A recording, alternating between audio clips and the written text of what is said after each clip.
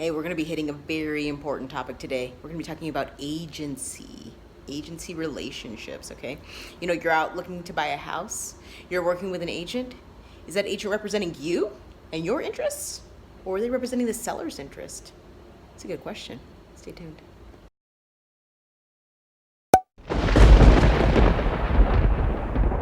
Hey, YouTube, it is me, Ashley, with Keller Williams Real Estate in Everett. Okay, so let's see what I want to talk about. I want to talk about buyer's agents, and I want to talk a little bit about listing agents, or the agents that represent sellers. Now, you know, before I get started,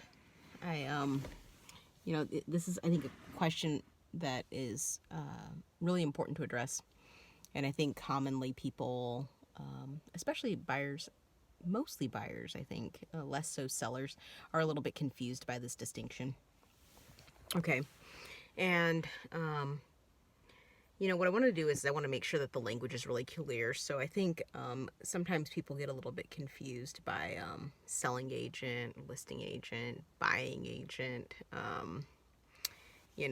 seller's agent, all this stuff, okay? So the language that is used here in Washington State on the MLS is the selling agent is the agent that represents the buyer. The listing agent is the agent that represents the seller, okay?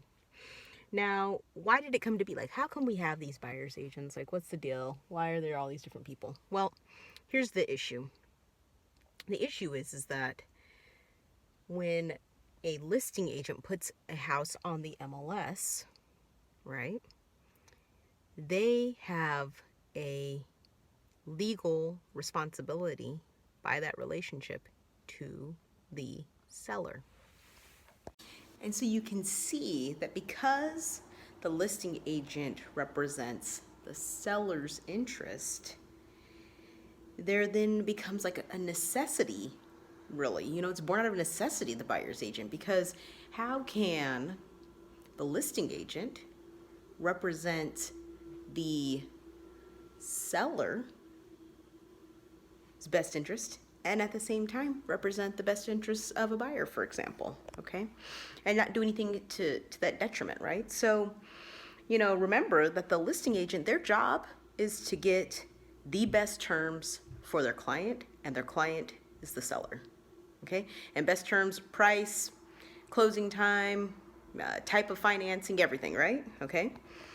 And the buyer's agent, or the selling agent, their duty is to show properties to the buyer and get them the best terms possible, price, closing date, etc. Okay? So, this is like really important, because I think sometimes what happens with buyers is you see a house on the MLS and you call the listing agent. Now, remember what I said? I mean, it's fine to call the listing agent, and it is not actually ethically against the rules in the state of Washington for the listing agent to take you to a house and show you a house that they have listed, okay? But remember who they're loyal to. Remember who they have a contract with. They're loyal to and have a contract with the seller, okay? Their duty is first to the seller, all right? Not to you. So, am I saying that, okay, you meet a cool listing agent and you decide you want to buy the house and you don't want to get your agent, should you get an agent? I would advise you to get an agent, a separate agent that can then just be loyal to you, look at your circumstances, and negotiate and work to get you the best deal on the house, okay? You can certainly save time, and sometimes what ends up happening is that the listing agent may discount rates or something like that, but usually that discount does not fall to the buyer, okay? That discount usually falls to the seller, because remember what I said, that listing agent has a previous relationship with the seller and has the responsibility to get the seller the best terms. All right, so, okay. All right, so I think I think that maybe that's cleared that up a little bit. And you know what I'll do is I think I can leave a link to this down below. I'll leave a link to it down below so you can see a PDF, or you know what, if you're in the state of Washington and you want to know more about this, you want to know, understand more about the law of agency, you know, go ahead and reach out to me. You know, give me a call, shoot me an email. We can grab a coffee and we can talk more about it and sort of figure it out so that it makes sense. But yeah, I mean, most definitely. I mean, I think that, you know, the most ideal situation is for everybody to be represented by a different person.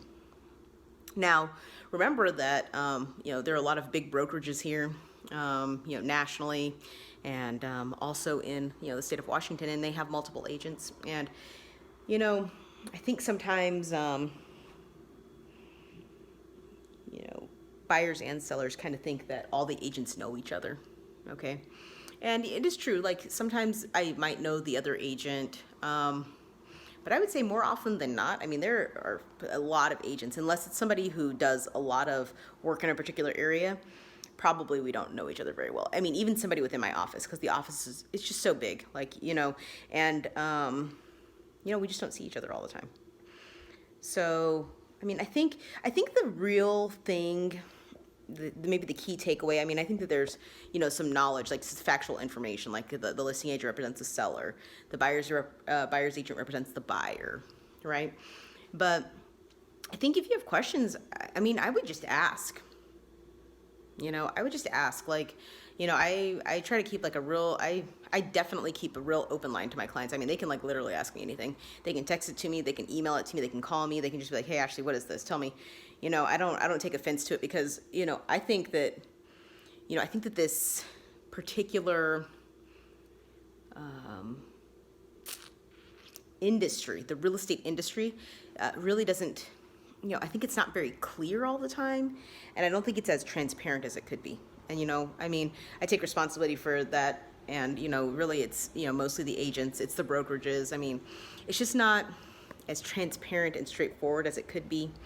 And, you know, sometimes even like the language that's used in contracts is not like straightforward and crystal clear. I mean, I know we try to make it as clear as possible, but, you know, it's just not as clear as it could be. So, you know, ask questions. Please comment down below. You know, I'd love to answer your questions, and let me know if you have any other ideas for videos. I'd be happy to do them. And yeah, so subscribe to my channel, like the video, and I'll see you again soon, YouTube.